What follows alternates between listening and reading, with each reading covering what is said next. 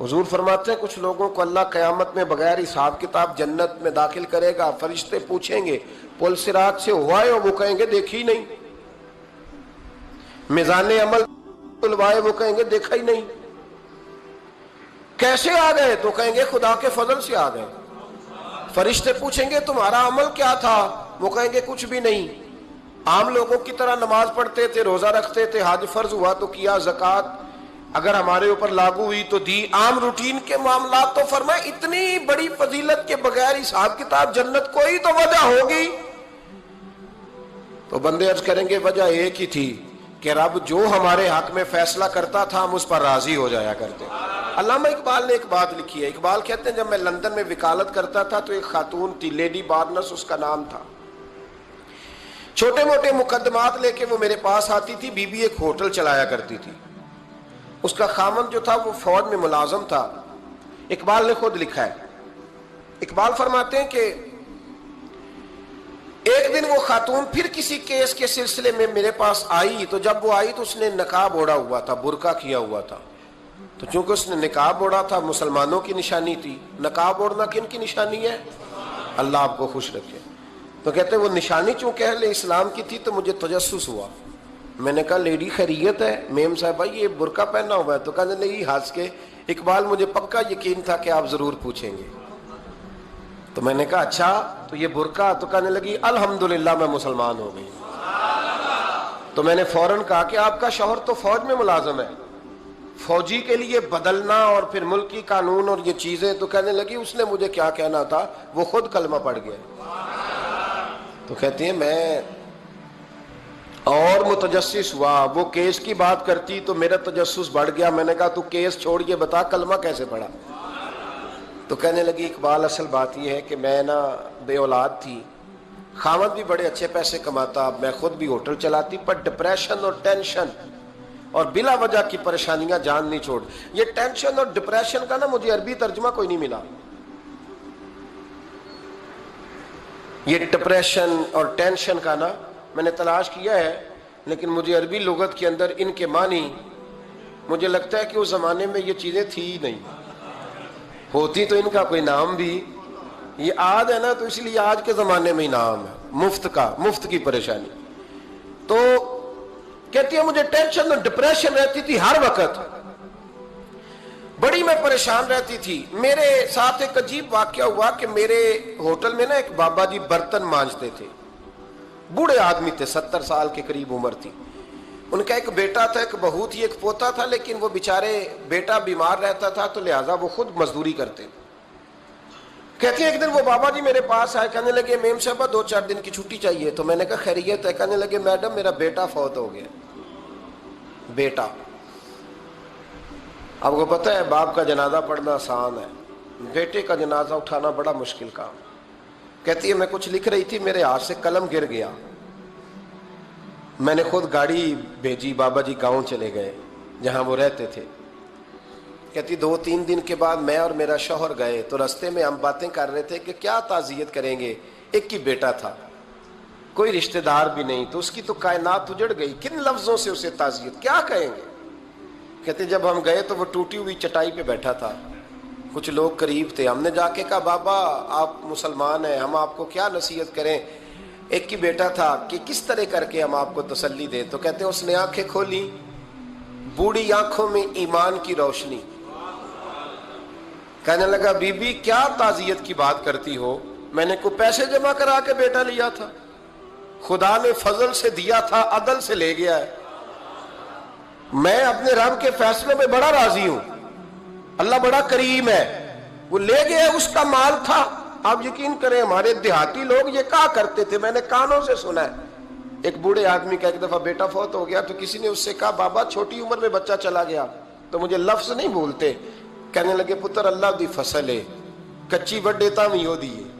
سنے آپ نے بھی کبھی یہ فکرہ، کچی وڈے تے پکی لے جائے تے تاویں ہے جو ہو دی، تو جب اس کا جی چاہا وہ لے گیا۔ اللہ اکبر۔ وہ خاتون کہتی ہے کہ وہ بابا جی سے میں نے کہا کہ چلو آپ 1 مہینے کی چھٹی کر لے، تو کہنے لگا نہیں میڈم میں مسلمان ہوں، مفت کی روٹی نہیں کھاتا، مزدوری کر کے کھاتا ہوں، میں انشاءاللہ 2-3 دن کے بعد کام پہ آ جاؤں گا۔ کہتے ہیں وہ چند دنوں کے بعد آ گیا. اللہ کی قدرت کے ابھی 2-3 ماہ گزرے تھے پھر آیا. میڈم چھٹی چاہیے کچھ دنوں کی. میں نے کہا خیریت ہے؟ کہنے لگے وہ میری بہو بھی ہارٹ اٹیک سے فوت ہو گئی. کہتے اب میں بھی تڑپ گئی اور عیسائی ہو کہ میری آنکھوں میں آنسو آ گئے.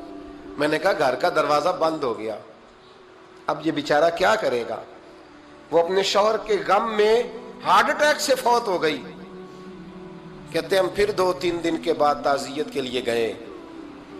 پھر ٹوٹی ہوئی چٹائی, بوڑھا نہ اپنی انگلیوں سے زمین پر کچھ بنا رہا.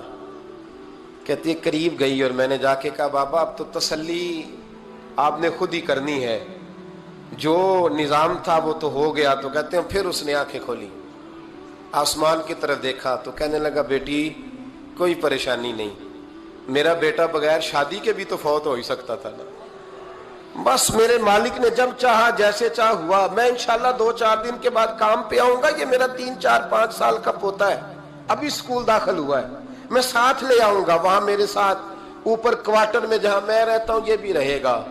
کہتی ہے میں سختے میں آ گئی اس کی کیفیت دیکھ کے. وہ پوتے کو ساتھ لے آیا. کبھی کبھی میں دیکھتی چھت پہ کھڑے ہو کے کہ دادا گھوڑا بنا ہوا ہے اور پوتا سواری کر رہا ہے. وہ سویرے اٹھتا اس کو سکول چھوڑ کے آتا, شام کو لے کے آتا, پیار کرتا, محبت کرتا. تیسری منزل پر ہم نے ایک کوارٹر دیا ہوا تھا, وہاں دادا پوتا رہتے. اللہ تو بڑا بے نیاز ہے. کہتی ہے اقبال ایک دن نا پوتا اوپر والی منزل پہ کھیل رہا تھا, اس کا پیر پھسلا, وہ گردن کے بل زمین پہ گرا. مجھے خبر ہوئی تو میں دوڑی, ایمبولینس منگائی. خون سے لتھڑے ہوئے اس بچے کو دادے نے اپنی گود میں رکھا.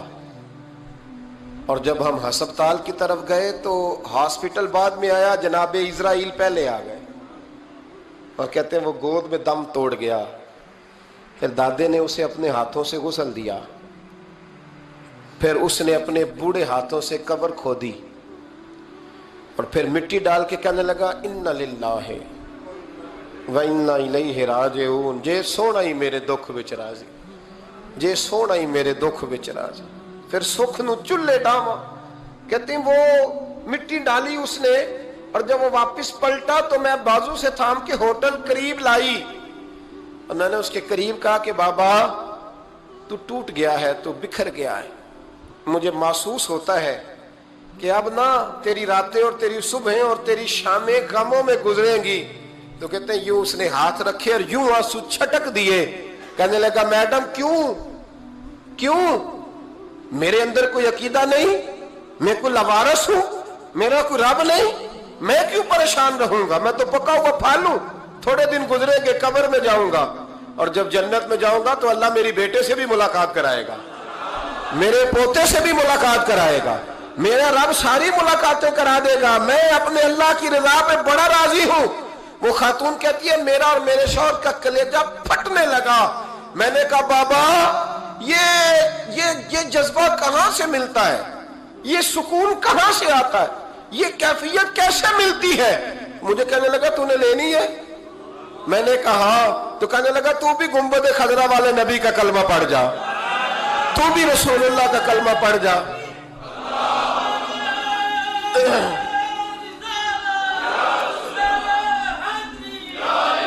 میرے محبوب کا کلمہ پڑھ, اللہ تجھے سکون عطا کرے گا.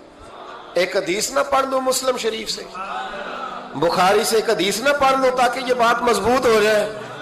حضرت ابو طلحہ رضی اللہ تعالی, بیٹا شدید بیمار ہے, مزدور آدمی تھے, کئی دنوں سے گھر تھے.